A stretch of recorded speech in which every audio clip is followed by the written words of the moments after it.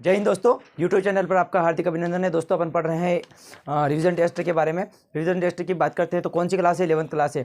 11th class में देखिएगा आप, सब्जेक्ट है अपना हिंदी। हिंदी में सबसे पहले अपने को दिया गया है आपके रिवीजन टेस्ट में, निम्न गद्यांश को पढ़कर उत्तर दीजिए। मेरे पास इतना समय नहीं कि मैं गद्यांश को पढ़ूँ, आप पढ़ लीजिएगा। आगे बात करते हैं सबसे पहले फर्स्ट प्रश्न की, उचित विकल्प द्वारा उत्तर लिखिए। तो पहला दिया गया अपना को अष्टध्यायी में समास। तो अष्टध्यायी में सबसे पहले समास का पहला क्वेश्चन है। तो पहले क्वेश्चन का आंसर है द्विगु समास। क्या दिया गया है? द्विगु समास। दूसरे विकल्प की बात करते हैं। क्या दिया गया है? सज्जन संधि है। तो सज्जन संधि किसकी है? तो व्यंजन संधि की। भूलना मत, स्वर संधि मत लगा देना, व्यंजन संधि लगाना है। अब अगली बात करते हैं, व्यक्तिगत का विलोम शब्द क्या है? तो व्यक्तिगत का विलोम शब्द क्या है? तो निजी है। क्या है? व्यक्तिगत का विलोम शब्द है अपना निजी। अगला प्रश्न दिया गया अपने को, संगति का प्रभाव मनुष्य पर कैसा पड़ता है? मेरे पास पेपर है, मैंने कोई प्रश्न लिखा नहीं है, तो आप कर पाए अपना पेपर प्रश्न पत्र सामने रखकर उसके बाद उत्तर लिखिएगा। गलत मत लिख देना, वरना कहोगे सर ने गलत लिखवा दिया। संगति का प्रभाव मनुष्य पर कैसे पड़ता है? तो मैंने लिखा है, यदि मनुष्य की संगति अच्छी हो तो इसका प्रभाव अच्छा पड़ेगा, अन्यथा संगति यदि गलत या बुरी हुई तो इसका प्रभाव क्या होगा? बुरा होगा। कहते हैं ना कि जो सॉरी देखना, यदि मनुष्य की संगति अच्छी हो तो इसका प्रभाव अच्छा पड़ेगा और अन्यथा संगति बुरी हुई तो बुरा प्रभाव पड़ेगा। प्रश्न नंबर 3 देखिएगा। प्रश्न नंबर दिया गया आपने को, आपके विचार से एक सतगुरु स्वप्न व्यक्ति का व्यक्तिगत कैसा होता है? तो लिखा है, आपके विचार से एक सतगुरु संपन्न व्यक्ति हमारे विचार से एक सवगुण व्यक्ति का व्यक्तिगत चंदन और उदार का प्रभाव वाला होना चाहिए। दुष्ट देश घृणा व न रहनी चाहिए। कैसा होना चाहिए? एक चंदन के समान, जो भगवान पर टीका लगता है। काय का टीका लगता है अपने ऊपर? तो भगवान चंदन का टीका लगता है। उदार की बात की गई तो उसकी बात कर रही है, तो ऐसा अपना स्वभाव होना चाहिए। अगले प्रश्न की बात करते हैं। तो अगला प्रश्न दिया गया, प्रस्तुत गद्यांश का उपयुक्त शीर्षक लिखिए।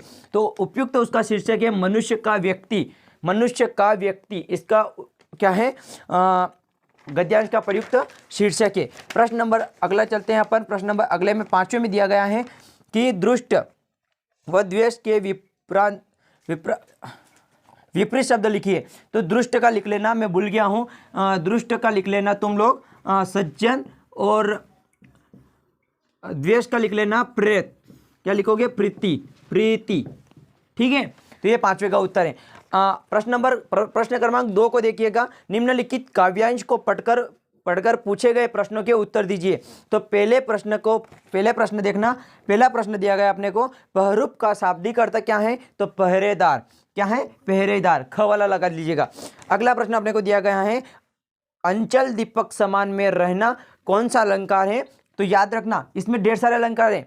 रूपक अलंकार भी हो सकता है, यमक अलंकार भी हो सकता है, अपमा अलंकार भी, अनुप्रास अलंकार भी हो सकता है। उसने पूछा अलंकार कौन सा है, तो रूपक अलंकार लगा देना।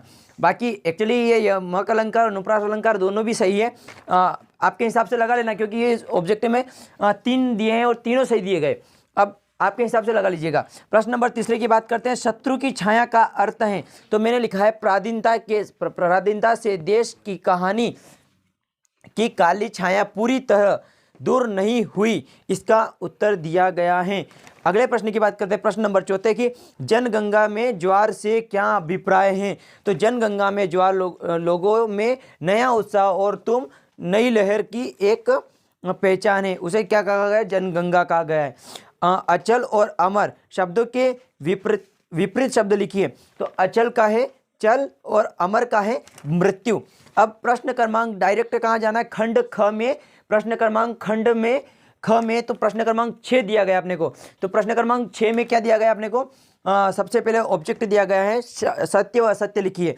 तो शब्द कोश शब्दों का भंडार है, तो नहीं, ये सत्य है। क्या है? ये सत्य है। शब्दकोश शब्दों का भंडार है, वास्तविक में शब्दों का भंडार है। शब्दकोश होगा तभी तो शब्दों का भंडार होगा। अगला प्रश्न दिया गया अपने को, अगला ऑब्जेक्ट दिया गया है, हिंदी शब्दकोश में हिंदी वर्णमाला का अनुसरण किया जाता है। हाँ, किया जाता है, सत्य है। हिंदी शब्दकोश में संयुक्त व्यंजक सबसे अंत में आता है, तो नहीं, तीसरे वाला है असत्य। सेकंड वाला है सत्य, थर्ड वाला है असत्य।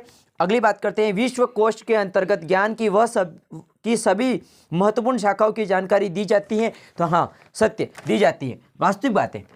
अगली बात करते हैं, एक साहित्यकार द्वारा अपने साहित्य में प्रयुक्त संपूर्ण शब्दों का कोश व्यक्तिगत कोश कहलाता है? हाँ, एक व्यक्तिगत कोश कहलाता है, क्योंकि अपने पास जो व्यक्ति रहता है, उस व्यक्ति के पास व्यक्ति बैठता है तो उस व्यक्ति की चर्चा व्यक्ति से करते हैं, तो क्या होता है, शब्दकोश का भंडार व्यक्तियों में भरा रहता है। इस बात से क्या होता है, यह क्या हुआ, सत्य हुआ। तो दोस्तों, अगर किसी अगले प्रश्न में या कई प्रश्नों में प्रॉब्लम आती है तो मेरे को कमेंट में ज़रूर बताइएगा, और इसको एक बार रिपीट तो नहीं कर पाता क्योंकि मेरे पास इतना समय नहीं है। आगे बात करते हैं दोस्तों, कमेंट और शेयर जरूर कीजिएगा। मेरे मोबाइल नंबर, अगर प्रॉब्लम आती है तो मेरा मोबाइल नंबर लिख लीजिएगा 8435742405। जय हिंद दोस्तों, मिलते हैं अगली क्लास में।